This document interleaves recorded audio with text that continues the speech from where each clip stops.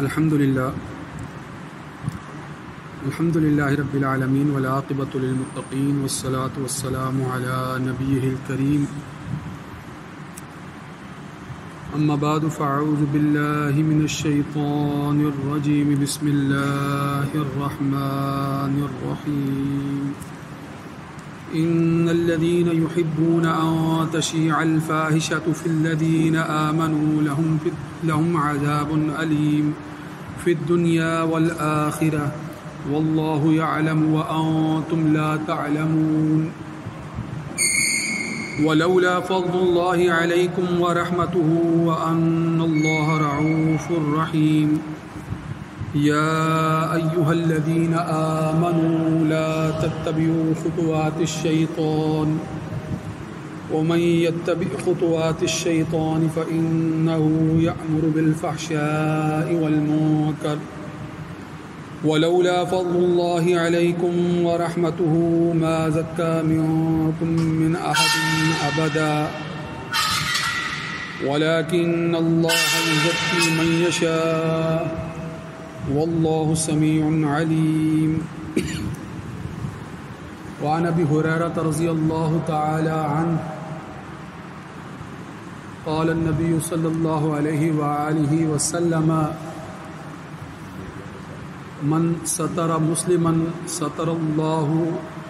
فی الدنیا والآخرہ وقال فی مقام آخر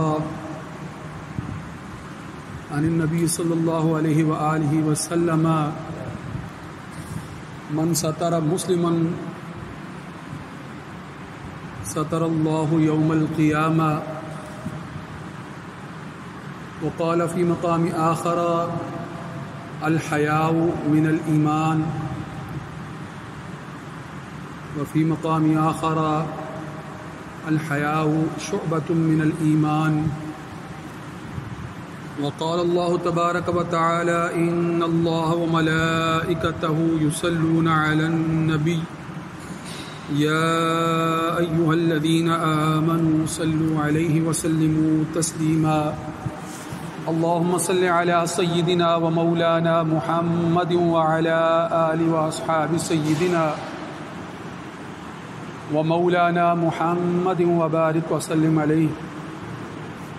سامعین محترم، میں نے آپ کے سامنے سورہ نور کی آیت نمبر 19، 20 اور 21 تلاوت کرنے کا شرف حاصل کیا ہے۔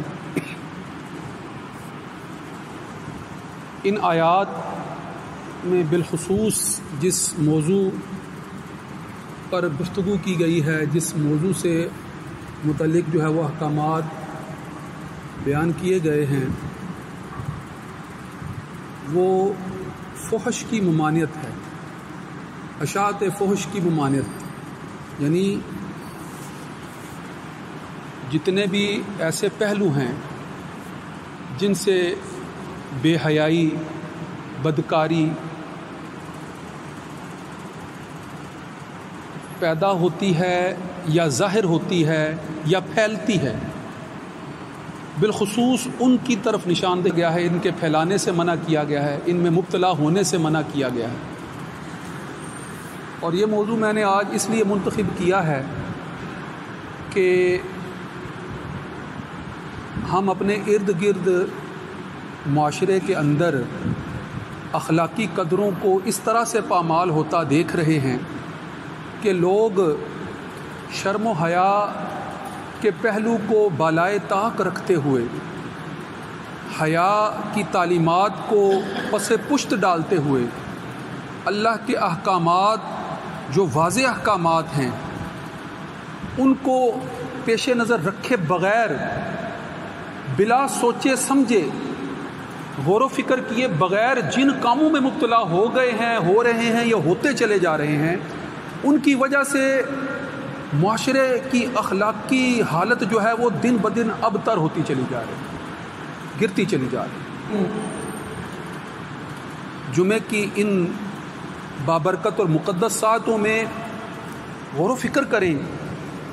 اس پہلو پر سوچیں کہ وہ کون سے پہلو ہیں جو اس جدید دور کے اندر بھی ہمارے اوپر اس قدر جو ہے وہ اثر انداز ہو رہے ہیں کہ ہم اپنی روایات کو، اپنی تعلیمات کو، اپنی اقدار کو اس طرح سے پس پشت ڈالتے چلے جا رہے ہیں کہ ہم فحش، بدی یا بدکاری کے اندر ایسے منہمک ہوتے چلے جا رہے ہیں، ایسے ان کے اندر جو ہے وہ آگے بڑھتے چلے جا رہے ہیں کہ اس بات کا احساس تک ختم ہو رہا ہے کہ برائی بھی پھیل رہی ہے، اس بات کا احساس بھی ختم ہو رہا ہے۔ اور یہ ایسے ہی ہوتا ہے کہ عام طور پر جو بدبودار جگہ ہوتی ہے کوئی بھی، وہاں پر عام طور پر بدبو کسی کو پسند نہیں ہوتی ہے، یہ سیدھی سی بات ہے، اس میں کوئی، مگر یہ ہے کہ وہ افراد جو بدبودار ماحول میں ایک لمبے عرصے تک رہ رہے ہوتے ہیں، وہ افراد جو بدبودار ماحول میں ایک لمبے عرصے تک رہ رہے ہوتے ہیں، ان کو اس بدبو کی جو ہے وہ جو تمیز ہے، جو فرق ہے، وہ ان کے اندر سے ایسے ختم ہو جاتا ہے، ایسے محو ہو جاتا ہے کہ ان کو احساس تک نہیں ہو رہا ہوتا کہ ہم جو ہے وہ بدبودار ماحول میں رہ رہے ہیں۔ اور پھر بدبو کے اندر رہ کر بدبو کا احساس جب ختم ہو جاتا ہے، بدبو کے اندر رہ کر بدبو کا جب احساس ختم ہو جاتا ہے، تو باہر سے اگر کوئی آ کر اس بات کا اظہار کرتا ہے کہ یہاں تم کیسے رہ رہے ہو اتنے بدبودار ماحول میں، تو وہ کہتا ہے کہ تمہیں بدبو آ رہی ہے، مجھے تو ایک اور زاویے سے سمجھنی ہے۔ وہ افراد جو عالم کفر کے اندر رہتے ہیں، وہ افراد جو ان علاقوں میں رہتے ہیں جہاں کفر و شرک جو ہے وہ عام ہے، کفر کی غلاظت کیا ہے، شرک کی غلاظت کیا ہے، شرک کی گندگی کیا ہے، شرک کی بدبو کیسی ہوتی ہے، وہ ان علاقوں میں رہنے کی وجہ سے اپنے ارد گرد عام معمول کے مطابق لوگوں کو جو ہے وہ شرکیہ اعمال میں مبتلا دیکھنے کی وجہ سے، جس طرح بدبودار ماحول میں رہنے والے فرد کی بدبو ختم ہو چکی ہوتی ہے، کفر اور شرک کی کتنی غلاظتیں ہیں، کتنی بدبویں ہیں، کتنی خرابیاں ہیں، وہ روزانہ ان لوگوں کے درمیان رہ کر ان اعمال کے ساتھ ایسے جو ہے وہ منسلک ہو چکے ہوتے ہیں کہ ان غلاظتوں کا بھی احساس ان کے اندر سے محو ہو چکا ہوتا ہے، مٹ چکا ہوتا ہے، لہٰذا ان کو ارد گرد جو خرابیاں ہیں کفر و شرک کی وہ نظر نہیں آ رہی ہوتی۔ یہ سمجھانے کے لیے بات، ایسا فرد جو خوشبودار ماحول میں رہتا ہے، ایسا فرد جو خوشبودار ماحول میں رہتا ہے، اس کے لیے تو ایک لمحے کے لیے بھی بدبودار ماحول میں رہنا ممکن نہیں ہوتا، لہذا جو توحید اللہ کے ایک ہونے پر کامل یقین رکھتا ہے، اس کے لیے ایک لمحے کے لیے بھی جو ہے وہ عالم کفر میں مشرکوں کے ساتھ رہنا جو ہے وہ ناممکن ہو جاتا ہے کہ میں کیسے رہوں گا یہاں پر،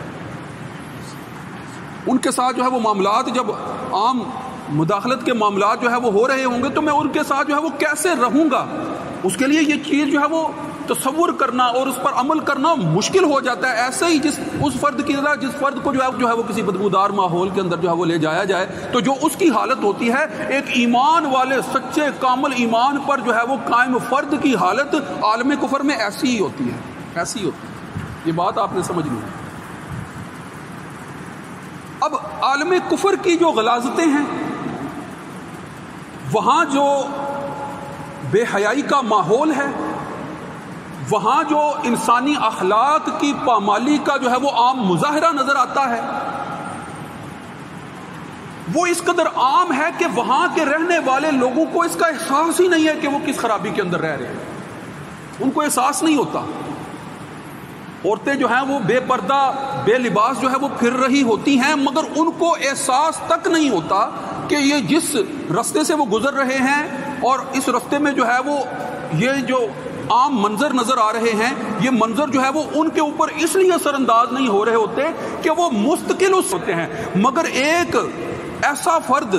جو ساری زندگی جو ہے وہ کسی اوریانی والے ماحول میں جو ہے وہ نہ رہا ہو، اس نے جو ہے وہ اپنے ارد گرد عام حالت میں اوریانی کو نہ دیکھا ہو، وہ جب کسی ایسے منظر کو دیکھ لیتا ہے، وہ کسی ایسے معاملے کے اوپر سے ایسے جو ہے وہ رستے کے اوپر سے جو ہے وہ گزر جاتا ہے، تو اس کے اوپر ایسا اثر ہوتا ہے کہ جس طرح بدبودار ماحول کے اندر جو ہے وہ خوشبودار ماحول میں رہنے والا فرد ایک لمحے کے لیے بھی جو ہے وہ رہتا ہے تو اس کے اثر سے جو ہے اس قدر متاثر ہوتا ہے کہ اس سے نکلنا چاہتا ہے، ویسے ہی وہ فرد جب ایسے جو ہے وہ بے حیائی والے معاشرے کو دیکھتا ہے تو ایک لمحے میں ہی اس کے وہ سارے جذبات اور وہ سارے ہیجانات جو ہے وہ برانگیختہ ہوتے ہیں کہ جن کو عام حالت میں جو ہے وہ بڑی عام زندگی میں جو ہے وہ ویسے جو ہے وہ اپنے مزاج کے اندر ویسی کوئی تبدیلی محسوس نہیں کر رہا ہوتا۔ عالم اسلام میں عمومی معاشرے ایسے ہی ہیں، آپ نے یہ بات سمجھنی ہے، عالم اسلام میں عمومی طور پر معاشرے ایسے ہی ہیں کہ عریانی اور بے لباسی عام نظر نہیں آتی، اسی طرح جو ہے وہ فحش حرکات جو ہے وہ عام جو ہے وہ میسر نہیں ہوتی ہیں، فحش معاملات میں جو ہے وہ مداخلت جو ہے وہ عمومی طور پر ارد گرد ماحول میں نظر نہیں آ رہی ہوتی ہے، مگر عالم کفر حق اور باطل جو آپس میں مسلسل جو ہے وہ آویزش میں ہے، ایک کشمکش ہے، ایک لڑائی ہے، لہذا حق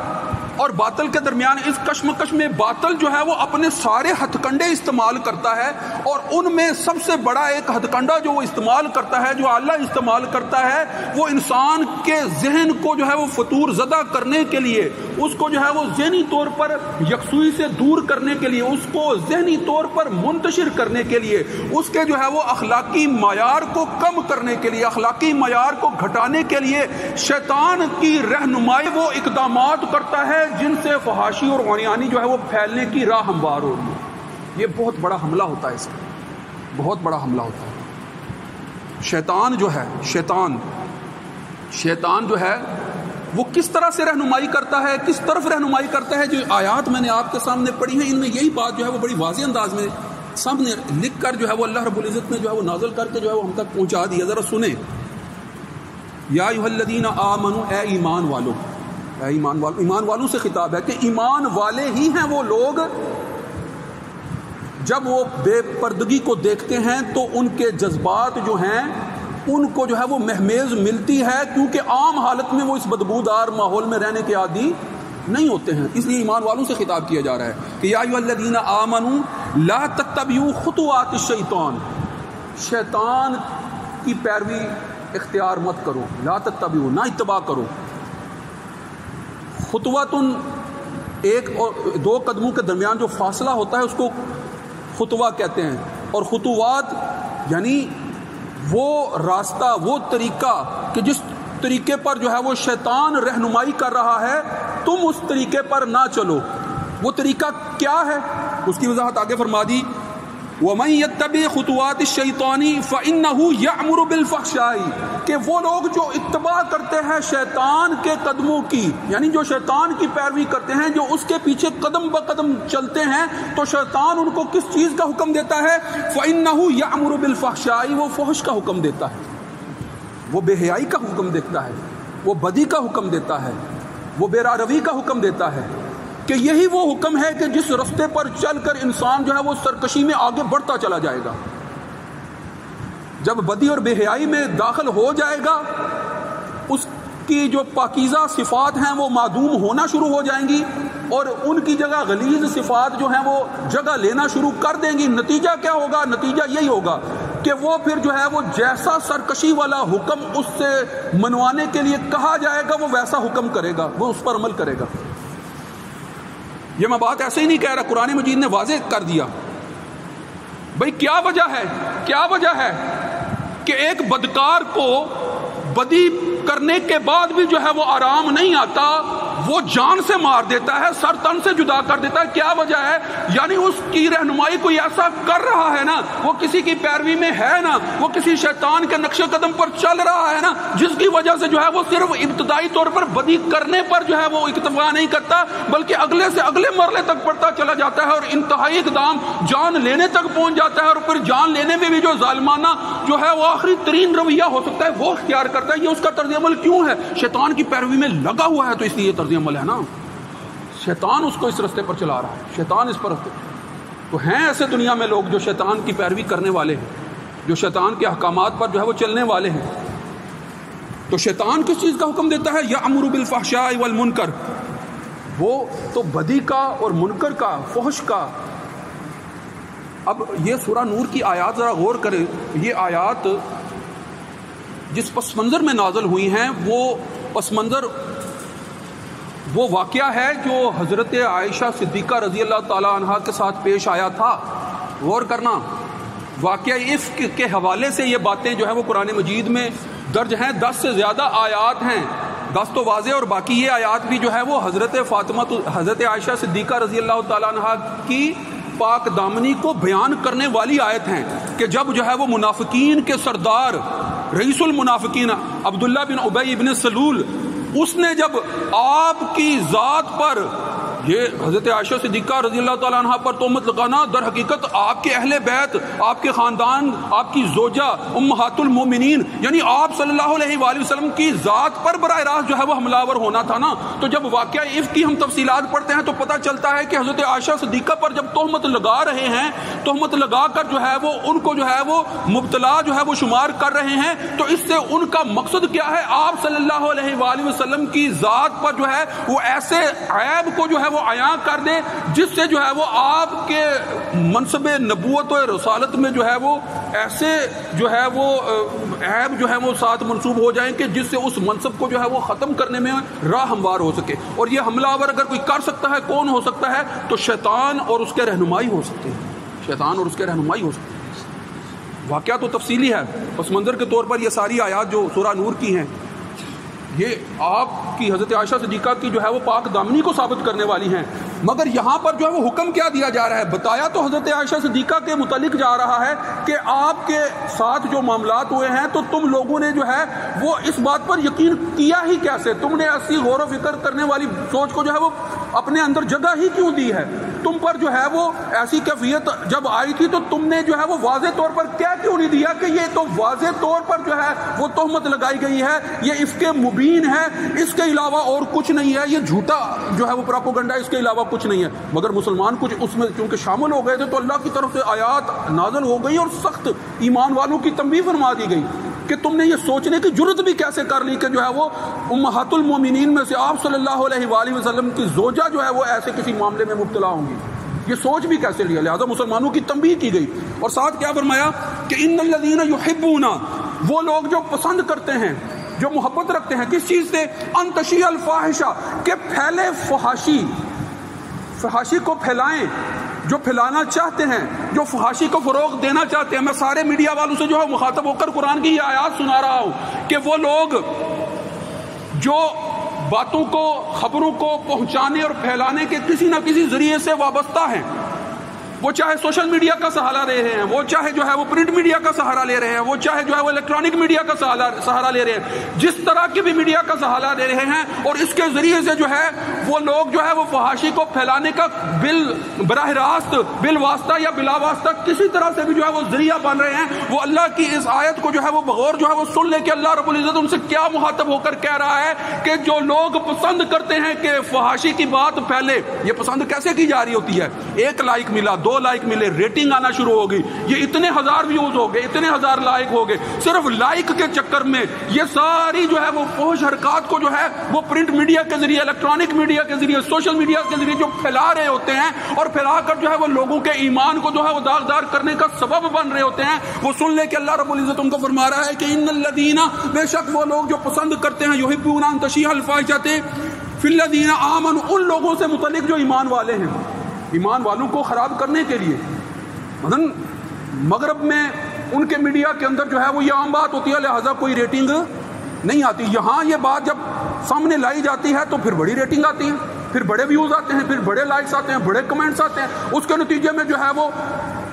عالم کفر نے جو ہے وہ ایسے اسباب بنا لیے ہیں، ایسے ذریعے بنا لیے ہیں کہ آپ کو جو ہے وہ اس بنیاد پر جو ہے وہ مالی جو ہے وہ فائدے بھی مل رہے ہوتے ہیں،